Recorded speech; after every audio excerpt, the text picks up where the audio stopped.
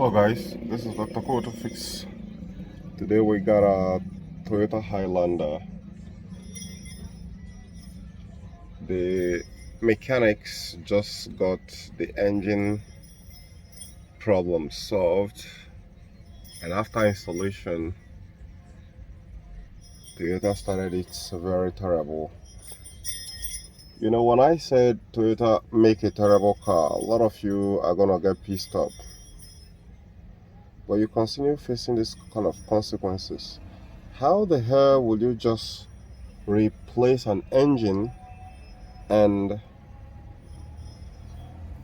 the engine electronics management just failed? That's unacceptable.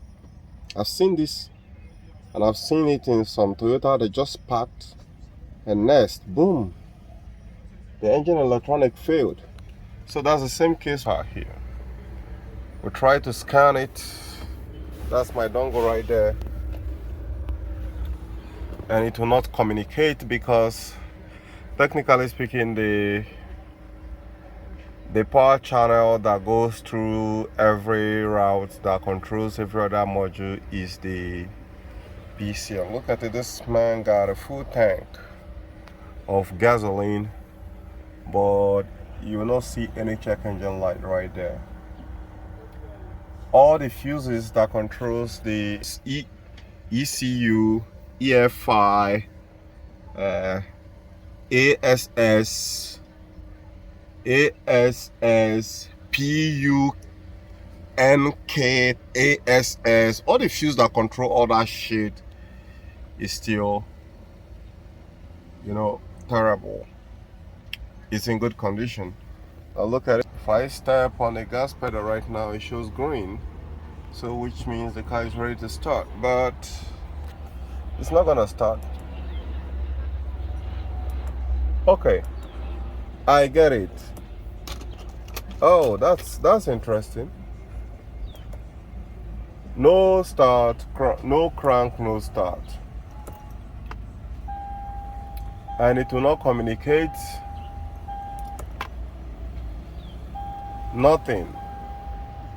So maybe they jammed some wires.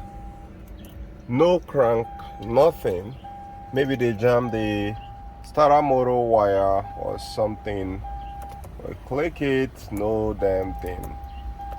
No damn thing. So this could also mean that this is a security. This is anti-theft system. Let me even see the shitty anti-theft slide. I think that's unfortunate. This is not going to show any anti-theft system on the instrument cluster if suppose there is a security breach. And over here you can see any other thing down there. But if it doesn't recognize the key, then the light wouldn't turn on. It won't turn green. You guys can see it right now. So this is way terrible. Bad idea.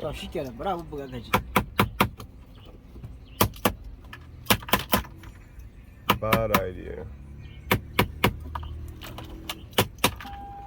So guys, this is where we're gonna be. You know they start at all now. Just try. The guy said.